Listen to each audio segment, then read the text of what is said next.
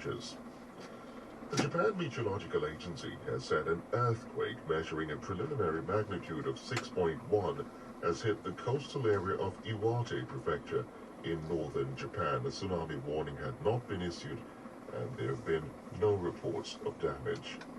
That's the latest BBC World News. Thank you for that news. Hello there and welcome to Newsday here on the BBC World Service this morning with Joe Inwood and Victoria Uwamunda.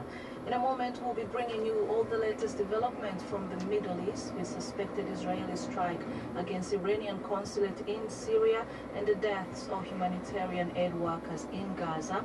Also, we get a report on what analysts are calling China's demographic ticking bomb, its aging population.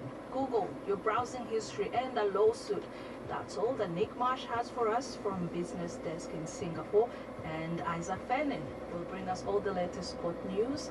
And as ever, we'd love to hear from you. Share your thoughts, your comments on any stories you hear on the program. Our number on text and WhatsApp is +44 77 8620 5085.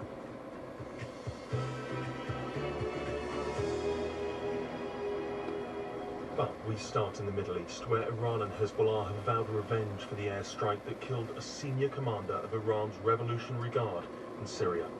Brigadier General Mohammad Reza Zahidi died alongside several other members of his organization. Israel said it would not comment on the attack, but it is widely believed to be behind it. Hezbollah has exchanged near daily cross-border fire with Israel in support of its ally Hamas since the Gaza war erupted in October. But Monday's airstrike on the compound of the Iranian embassy in Damascus marks a serious escalation in the long-running confrontation between Israel and Iran. Earlier, I spoke to former NATO Supreme Allied Commander in Europe and retired General Wesley Clark. I started off by asking him about whether there was any doubt as to who was behind the attack. No questions. So, if this was an Israeli strike, was it a sensible course of action, do you think?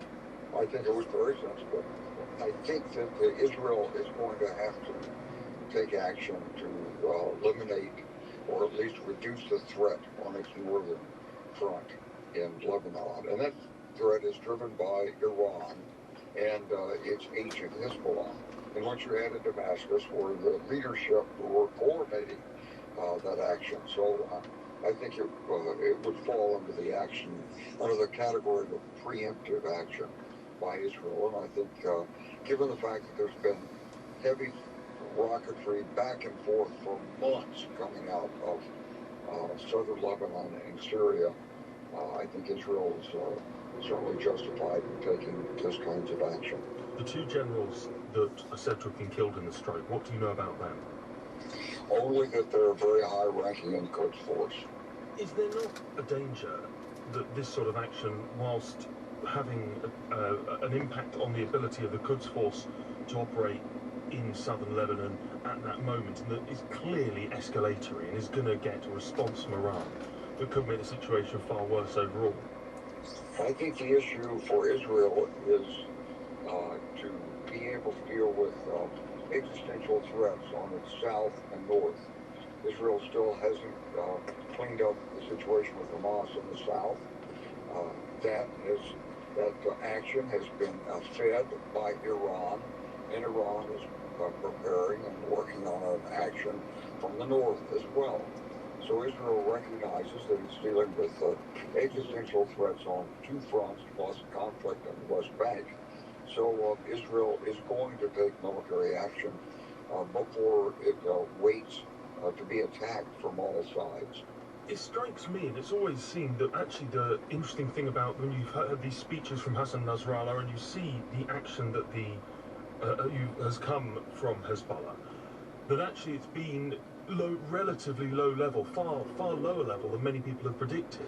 Is there not a danger that this is going to force them to escalate and to use the vast stockpiles of weapons that everyone knows they have? I think the strategic situation in the region is this, that Iran is marking time as it prepares to go nuclear. Now, how soon it can do that? Is it 4 months, 6 months, a year, and still receive funding from Western sources, still selling its electricity to Iraq and other things. Iran's government is on a knife edge, and it seems to believe that it can acquire nuclear weapons. Then it will be able to control its own population as well as continue to pursue regional hegemony. So I think we're near a break point in the region, and I think from Israel's perspective that it sees this as an important time to take preemptive action. The sounds that have been coming out of the White House throughout the last few months are towards trying to avoid escalation, trying to avoid this spilling into a regional conflict. Does this attack by Israel not run completely counter to that strategy? Well, the White House certainly doesn't want any renewed hostilities anywhere. I mean, President Biden's got an election campaign coming up. The White House having a difficult time dealing with what's going on in Gaza.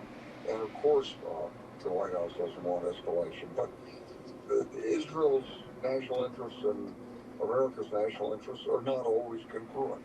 Is there not going to be a point, though, at which the White House says we're going to stop giving you those sort of levels of military support that we are, especially given what we're seeing in Gaza and the divergence of views on how that's being carried out? Is there not going to be a line that the Israelis might cross? Well, there certainly are voices in the United States calling for precisely that kind of restraint of Israel. But I think the United States has to be very careful about this because the Israelis are facing legitimate threats, south and north. Israel can't allow Hamas to survive and claim credit for this. They simply can't and won't. And the White House knows this. And so it's a matter of trying to reduce the humanitarian toll of the South, which the White House worked very hard on, and which is very important. And then there's the North, and what's being spun up in the North by the Iranians. And so Israel's finding itself in a difficult position.